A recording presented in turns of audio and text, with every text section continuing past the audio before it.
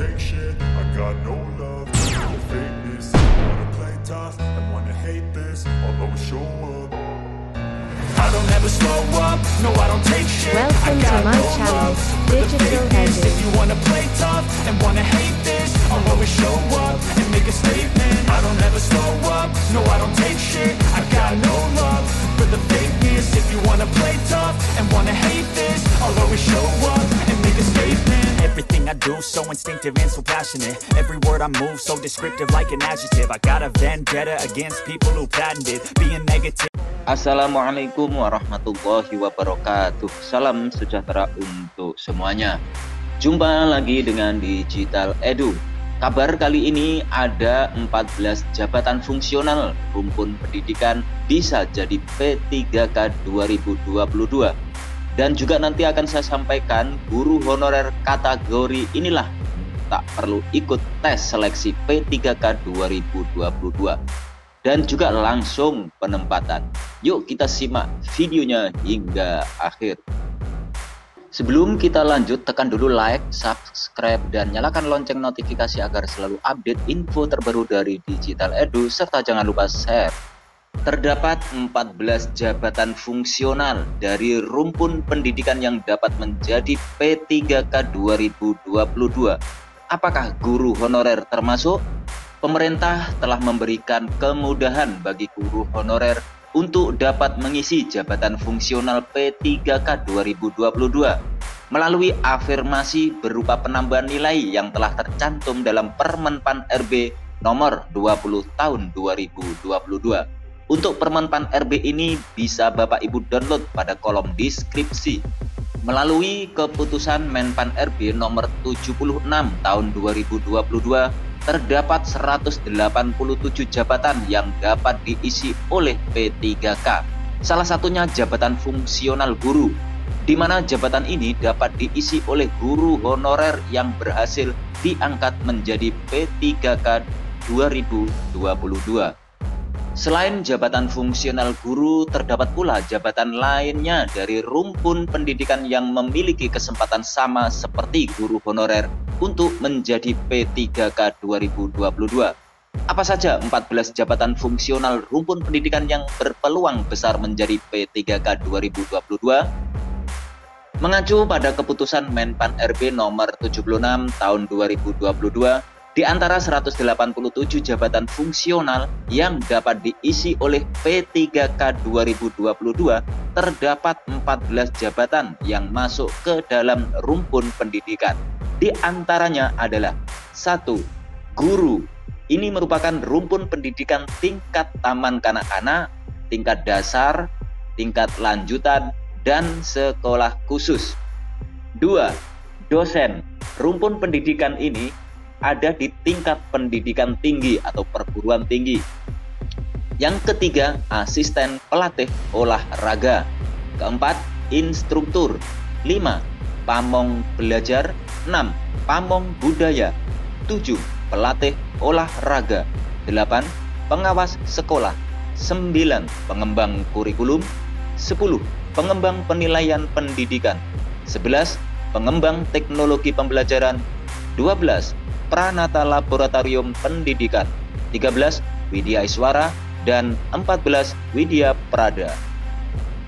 Nah, dengan demikian tidak hanya guru honorer yang dapat menjadi P3K 2022 untuk mengisi jabatan fungsional. Terdapat pula jabatan lain dari rumpun pendidikan yang memiliki kesempatan sama untuk dapat menduduki jabatan fungsional yang telah disediakan oleh Menpan RB.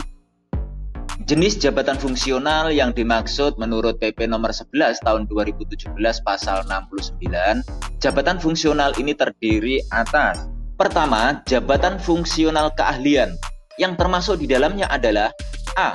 Jabatan fungsional ahli utama, melaksanakan tugas dan fungsi utama yang mensyaratkan kualifikasi profesional tingkat tertinggi.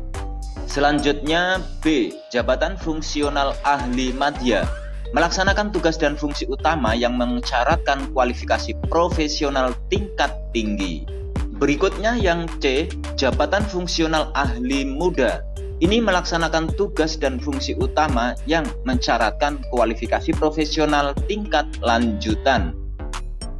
Kemudian yang D adalah jabatan fungsional ahli pertama. Ini melaksanakan tugas dan fungsi utama yang mensyaratkan kualifikasi profesional tingkat dasar. Yang kedua adalah jabatan fungsional keterampilan. Ini meliputi antara lain A. Jabatan fungsional penyelia melaksanakan tugas dan fungsi koordinasi dalam jabatan fungsional keterampilan. B. Jabatan fungsional mahir. Ini melaksanakan tugas dan fungsi utama dalam jabatan fungsional keterampilan. C. Jabatan fungsional terampil melaksanakan tugas dan fungsi yang bersifat lanjutan dalam jabatan fungsional keterampilan. Dan yang D adalah jabatan fungsional pemula. Ini melaksanakan tugas dan fungsi yang bersifat dasar dalam jabatan fungsional keterampilan. Nah, berikut ini adalah kriteria jabatan fungsional. Menurut Perpres nomor 38 tahun 2020 pasal 4, kriteria jabatan fungsional yang dapat diisi oleh P3K sebagai berikut. Yang pertama, jabatan yang kompetensinya tidak tersedia atau terbatas di kalangan PNS. Kedua, jabatan yang diperlukan untuk percepatan peningkatan kapasitas organisasi. Ketiga, jabatan yang diperlukan untuk percepatan pencapaian tujuan strategis nasional. Yang keempat, jabatan yang mensyaratkan sertifikasi teknis dari organisasi profesi. Dan yang kelima, bukan jabatan di bidang rahasia negara, pertahanan, keamanan, pengelolaan aparatur negara, kesekretariatan negara, pengelolaan SDA, pengelolaan keuangan negara, dan hubungan luar negeri. Dan yang terakhir adalah bukan jabatan yang menurut ketentuan undang-undang, PP, dan Perpres harus diisi oleh PNS. Di awal tadi sudah saya sampaikan bahwa ada guru honorer kategori inilah nanti yang tidak perlu ikut tes untuk seleksi P3K 2022 dan langsung penempatan. Berikut di antaranya. Yang pertama ada pelamar prioritas 1. Guru honorer atau non-ASN yang masuk kategori ini adalah guru THK 2. Guru negeri dan guru swasta yang lulus passing grade pada 2021 namun belum mendapat formasi. Kemudian selain itu, guru lulusan PPG yang sudah lulus passing grade dan belum mendapat formasi di P3K 2021 juga akan mendapat pelamar prioritas 1. Ketika pendaftaran dibuka, guru prioritas 1 akan langsung ditempatkan. Kategori prioritas 1 dapat segera login ke akun SSCASN dan melakukan konfirmasi. Penempatan untuk guru prioritas 1 ini berdasarkan data Dapodik. Jika masih ada formasi yang belum terpenuhi oleh prioritas 1, maka akan dilanjutkan ke prioritas 2 dan 3. Selanjutnya adalah pelamar prioritas 2. Kategori guru yang masuk pelamar prioritas 2 adalah guru THK 2 yang belum ikut seleksi P3K 2021 dan guru THK 2 yang belum lulus passing grade pada 2021. Mekanisme seleksi yang akan dilalui prioritas 2 yaitu seleksi administrasi berkas dan verifikasi. Kemudian proses seleksi dilakukan oleh pihak Kemendikbudristek. Disusul dengan kategori yang ketiga yaitu pelamar prioritas 3.